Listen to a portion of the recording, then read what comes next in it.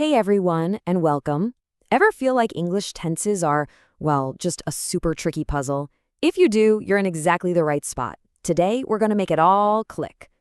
You know that feeling, right? When you're trying to tell a story and something comes out like, yesterday I go to the store, and your brain just kind of goes, wait, that's not quite right. It's like your words got stuck in a time machine. Well, no more of that. So, to navigate time without getting your words all tangled up, what do you need? You need a map.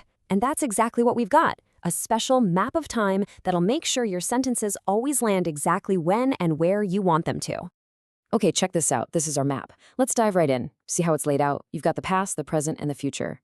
Believe it or not, every single English tense has a home somewhere on this map. It's awesome because it literally shows us when an action happens. All right, first stop on our tour, mapping the past and present. We're going to zoom right in on these two big ones, because honestly, this is where most of our conversations happen every single day.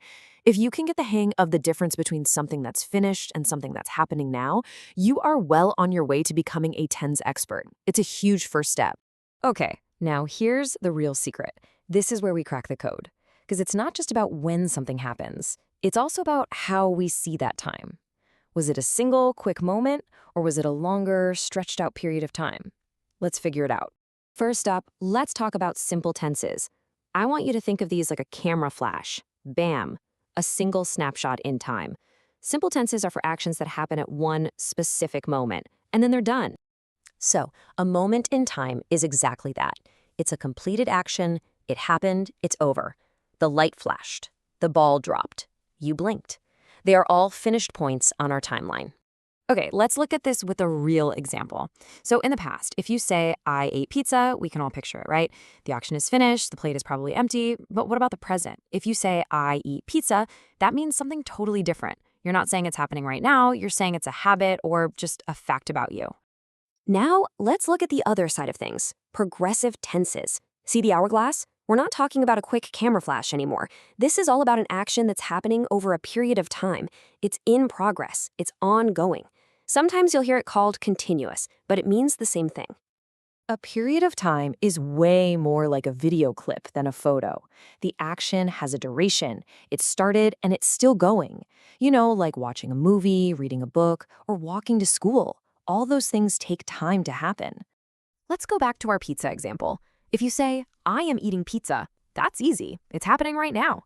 But if you say, I was eating pizza, that sets a whole scene in the past. It describes an ongoing action that probably got interrupted by something else, like maybe the phone rang. So why does all this matter? Well, because choosing between a moment and a period completely changes the story you're telling. Getting it right just makes you a much clearer storyteller. So have you ever said or written a sentence that sounds a little like this one? It's a super common mix-up, so don't worry, but it feels a little jumbled, right? The timeline is crossed, but let's not see it as a mistake. Let's see it as a puzzle we can solve. So what do you think? Does that sound right to you? Your brain is probably saying, nope, something's definitely off here. That's because the tenses are basically fighting each other. So, okay, let's jump in and fix this timeline. Let's break this down. First, look at rings. That's present tense, but the story clearly says yesterday. That's our first clue. For a single past action, that quick moment, we need the past simple, rang. Easy enough. Now, what about while I did my homework? Did sounds like a snapshot, but homework is a period of time, right? It's the long background action.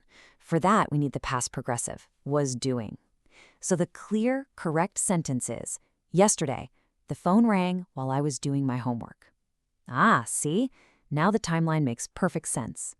All right, you've seen the map, you know the difference between a moment and a period. Now it is your turn to be the time traveler. You ready for this? Okay, first question for you. She, blank, walked to school when she saw a friend. Think about our timeline. Which action is the long background period, and which one is the short moment that interrupted it? And the answer is she was walking to school. If you got that, you're exactly right. The walking was the ongoing action, the period of time. Seeing her friend was the short moment that happened right in the middle of it. Great job. Okay, one more. I, blank, play video games every day after school. What's the key clue in this sentence? There are a couple of words that tell you everything you need to know. What are they? You got it. The answer is play. That key phrase, every day, tells us this is a habit, a routine. And for present habits, we always use the simple present tense. Well done. You guys are nailing this. See, English tenses aren't just a bunch of boring rules. They're the controls on your own personal time machine. They let you tell stories with total precision and clarity. So you're not just learning grammar, you're becoming a better storyteller.